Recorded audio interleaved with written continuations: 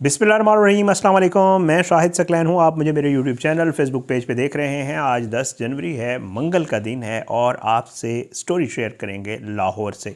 बहुत ही मशहूर वाक़या हुआ था जिसको मैंने आपने हम सब ने और मीडिया, चाहे कन्वेंशनल हो चाहे सोशल मीडिया, उसके ऊपर बड़ा डिस्कस किया गया था और उसके ऊपर बड़े नोटिस हुए थे, भाग दौड़ हुई थी, लोग मुअत्तल हुए थे, गिरफ्तारियाँ हुई थी और फिर उसके बाद आज इस मामले का ड्रॉप सीन हो रहा है। आपको याद होगा ये वाक़या हुआ था भाटी गेट लाहौर में। एक ख़ातून जो है वो अपने बच्चे को उठा के दाता दरबार से निकली और जब बाहर निकली तो एक मैन हॉल में गिरकर जो है उस ख़ातून और उसके बच्चे की जो है वो डेथ हो गई थी। उसके ऊपर जुल्म ये हुआ कि उसके जो शोहर थे, जब वो थाने या पुलिस वालों को इतला दी तो पुलिस वालों ने बजाय इसके कि ढूंढें, उन्होंने जो है उस खातून के शोहर को ज़दोकोब किया, थाने में रखा, तशद्दुद किया और उसे कहा कि मान लो तुमने खुद मारा है या तुम ये कहो कि ये तुम झूठ बोल रहे हो। बहरहाल वो वाक़या हो गया, उसके बाद नोटिस हुए, फिर उसके बाद जो है मेडिकल कराने का फ़ैसला किया गया कि जी वाकई इसके ऊपर तशद्दुद हुआ है, नहीं हुआ। खातून और बच्ची की बॉडीज़ मिल गई थी। आपको वाक़या दोहराने का मकसद ये है कि बहुत इसके ऊपर शोर शराबा हुआ और हुकूमतें, पूरी पंजाब हुकूमत हिल गई और वहाँ पे पता नहीं केड़ा, मतलब जो बेचारे नीचे जितने भी लोग थे जो कि छोटे मोटे ओहदों के ऊपर थे, उन सबको फारिग कर दिया गया। गिरफ्तारियाँ हुई। बड़ों पर तो हाथ डालना वैसे ही मुश्किल है और कोई डालता भी नहीं है। तो बहरहाल यही कुछ हुआ और उसके ऊपर खूब जो है दाद समेटी गई कि क्या बल्ले बल्ले बेहतरीन काम हो गया। लेकिन आज इस मामले का ड्रॉप सीन हो गया। आज इस मामले का ना सिर्फ ड्रॉप सीन हुआ है बल्कि इसके जो मुल्ज़मान हैं वो भी रिहा हो गए हैं और अदालत ने एक फ़ैसला जारी किया। उस फैसले में क्या कुछ लिखा गया है और ये रिहाई कैसे मुमकिन हुई है, आज की इस वीडियो में ज़रा इस हवाले से आपके साथ ज़िक्र करेंगे। हम अक्सर आपको जो है चीज़ें बताते रहते हैं, इन्फॉर्म करते रहते हैं। चाहे वो कराची में खातून ने गाड़ी से जो है लोगों को कुचल दिया था, चाहे वो किसी और का, जैसे अमूमन हम आपको ज़िक्र करते रहते हैं, बाद में फिर यही होता है कि ये मामलात कहीं और चले जाते हैं। बहरहाल जनाब, ज़िला कचहरी लाहौर में भाटी गेट में जो माँ और बेटी के मैन हॉल में गिरकर जाँ भाग होने के मुकदमे का जो है फ़ैसला हुआ था, उसका 3 सफ़ात पर जो है मुश्तमिल तहरीरी फ़ैसला बाकायदा तौर पर जारी किया गया और इसमें छोड़ दिया गया है जो मुल्ज़मान थे जिनको गिरफ़्तार किया गया था। फैसले के मुताबिक project manager Asghar Ali, Hanzala safety incharge और अहमद नवाज़ साइट इंचार्ज को अदालत में पेश किया गया, जबकि कॉन्ट्रैक्टर सलमान यासीन और उस्मान यासीन को भी पुलिस हिरासत में पेश किया गया। तहरीरी फैसले में कहा गया है कि मुतवफ़ी सादिया साजिद जो कि खातून थी और मुकदमा मुद्दई साजिद हुसैन जो है जो कि इसके वालिद थे, उन्होंने अपना बयान कलमबंद करवाया है अदालत में, जबकि मुतवफ़ी सादिया साजिद के शोहर और रिदा फ़ातिमा के बाप ग़ुलाम मुर्तज़ा ने भी बयान रिकॉर्ड कराया। ये ग़ुलाम मुर्तज़ा आपको याद होगा, इसको जब छोड़ा गया था तो फिर इसने जनाजे वाले दिन जो है वो मीडिया से गुफ्तगू की थी और इसने एसपी वगैरह का कहा था कि एसपी ने और एसएचओ ने मुझ पर तशद्दुद किया है, तो फिर इसके बयान के ऊपर जो है उन दोनों को भी मुल्ज़िम ठहरा दिया गया था और फिर उसके बाद उनके खिलाफ भी कार्रवाई हुई थी। जनाब मुर्तज़ा ने भी बयान रिकॉर्ड कराया अदालत में। मुद्दई साजिद हुसैन ने बयान दिया कि वो भाटी गेट थाने में दर्ज मुकदमे के मुद्दई हैं और मुतवफ़ी सादिया साजिद उनकी बेटी और रिदा फ़ातिमा उनकी नवासी है। मुद्दई के मुताबिक मुल्ज़मान सलमान यासीन और उस्मान यासीन ने उन्हें और उनके दामाद को मुआवजा दे दिया, यानी कि जिसको दय्यत की रकम कहा जाता है। इनके मुलाजमीन की जानिब से जो गफलत बरती गई उस पर अल्लाह की रज़ा के लिए उन्होंने मुल्ज़मान को माफ़ कर दिया है। मुद्दई ने अदालत को बताया कि उन्हें मुल्ज़मान के डिस्चार्ज करने, ज़मानत देने, बरी करने पर कोई एतराज़ ना होगा और इनके बयान बग़ैर किसी दबाव और आज़ाद मर्ज़ी से दिया गया है। ये तो है उस मुद्दई का बयान जो इस खातून फौत हुई थी उसका वालिद है। फैसले में कहा गया है कि मुतवफ़ी सादिया साजिद के शोहर और रिदा फ़ातिमा के बाप ने भी बयान दिया है। मुल्ज़मान पर उनकी बीवी और बेटी के कत्ल बिस्सबब का इल्ज़ाम है कि इन्होंने जानबूझ के ये किया। अतः मुल्ज़मान ने उन्हें और उनके ससुर को दय्यत की रकम दे दी है और अल्लाह की रज़ा के लिए उन्होंने भी मुल्ज़मान को माफ़ कर दिया है। सो रिदा का जो इसका है ख़ातून का जो बाप है और जो बच्ची गई है उसका भी बाप, इन दोनों ने जो है इनको माफ़ कर दिया है। उन्होंने अदालत से मुल्ज़मान को डिस्चार्ज, बरी, ज़मानत देने पर भी कोई एतराज़ न होने का बयान रिकॉर्ड करा दिया। अदालती फ़ैसले में कहा गया है कि मुकदमा मुद्दई और मुतवफ़ी के शोहर का बयान इंतहाई अहम है, ताहम उन्हें दी गई रकम दय्यत के बराबर नहीं है। दय्यत का आपको पता है एक मेयार है, वो एक स्पेसिफ़िक जो है वो अमाउंट होती है जो दी जाती है। तो अदालत कहती है कि आल्दो इनको उतने पैसे नहीं दिए गए जितने पैसे देने चाहिए थे। बहरहाल मैंने कुछ साफ़ी दोस्तों से पूछा, गालबन करोड़ सवा करोड़ रुपए में ये सब मामला तय हुआ है। बहरहाल जी, इसलिए मुल्ज़मान को इस मुकदमे से डिस्चार्ज नहीं किया जा सकता, अदालत ने कहा है।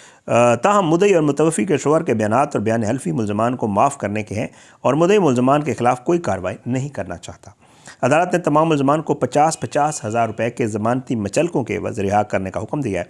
गिरफ्तार 5 मुल्ज़मान को सुलह की बुनियाद पर रिहा करने का भी हुक्म जारी कर दिया गया है और मुद्दई ने कहा है कि वो मुल्ज़मान के ख़िलाफ़ मज़ीद कार्रवाई नहीं करना चाहते। थाना भाटी गेट ने पुलिस ने ये मुकदमा दर्ज कर रखा है। ये सारा कुछ हुआ, ये ड्रॉप सीन हो गया। आपको मैं जैसे पहले अर्ज़ कर चुका था कि मीडिया का, सोशल मीडिया का हम सब लोगों का एक काम है और वो काम ये है कि हमने एक वॉच डॉग का किरदार अदा करना होता है। माशरे की जो चीज़ें हो रही होती हैं उनको आपको बताना होता है और उसके पस पर्दा भी जो चीज़ें चल रही होती हैं कोशिश होती है कि उनके ऊपर भी बात करनी होती है। ऐसे अमूमन मामलात जो होते हैं, जो इस तरह के मामलात होते हैं, ओके ये एक एक्सीडेंट था, इसमें कोई शक नहीं है और इसमें भी कोई शक नहीं है कि इसमें गफलत बरती गई थी। और अगर इस तरह के, और फिर उसके बाद आपने देखा कि पूरे मुल्क में, सिर्फ पंजाब में नहीं पूरे मुल्क में, पंजाब में थोड़ा स्पीड काम शुरू हुआ और बाकी मुल्क में भी, KP में, इस्लामाबाद में यहाँ पे काम शुरू हो गया और सिंध में भी और दूसरी जगहों पर भी मैन होल्स को चेक किया गया और पता ये चला कि हज़ारों लाखों की तादाद में मैन होल्स जो हैं उनके ऊपर कोई ढक्कन नहीं है और वो अच्छे खासे गहरे हैं और मुख्तलिफ़ जगहों के ऊपर इस तरह के वाक़यात होते भी रहते हैं।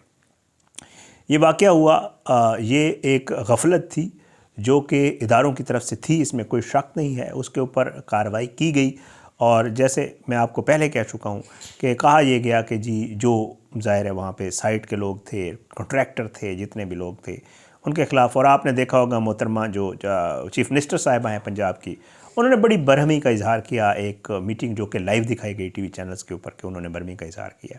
ये सब कुछ हुआ, लेकिन उसका नतीजा क्या निकला? नतीजा ये निकला कि सबसे ज़्यादा जो लॉस हुआ वो उस शख्स का हुआ जिसकी बीवी और बेटी चली गई। बीवी की भी डेथ हो गई, बेटी जो है वो छोटी उम्र की थी, वो भी चली गई। अब उसने ये पैसे क्यों लिए हैं? अमूमन ऐसे, इस केस का नहीं, वैसे मैं आपको बताता हूँ, हम तो यही चीज़ कवर कर रहे होते हैं और इन चीज़ों पे बात कर रहे होते हैं। अमूमन ये होता है, मुख्तलिफ इसके ऊपर चीज़ें असरअंदाज हो रही होती हैं। पहला सबसे बड़ा जो आपका हमारे मुल्क में जो सबसे बड़ा अलमिया है वो गुर्बत है।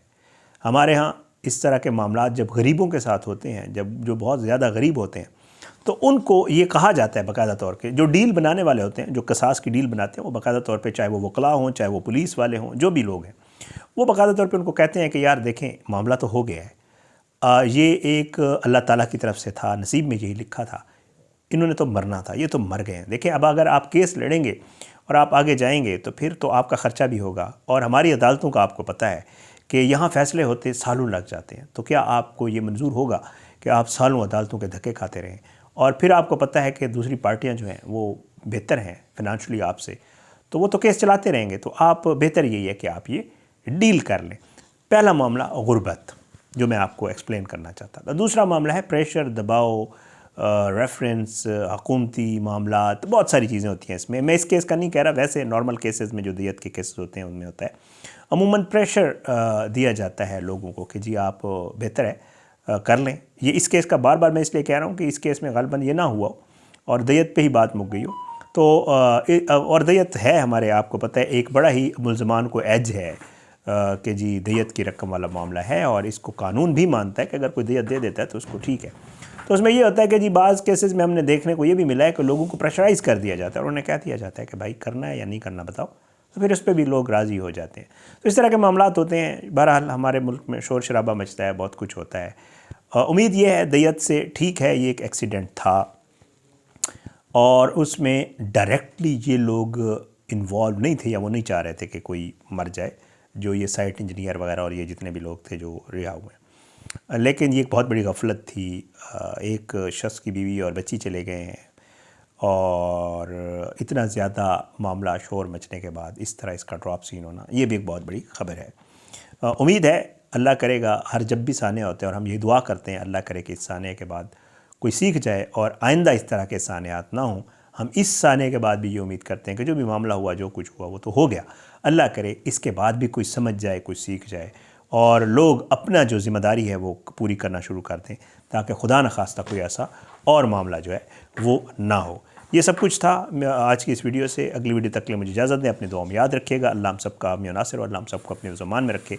इंशाअल्लाह अगली वीडियो में मुलाकात ज़रूर होगी, लेकिन बशर्ते ज़िंदगी। पाकिस्तान जिंदाबाद। अल्लाह हाफ़िज़।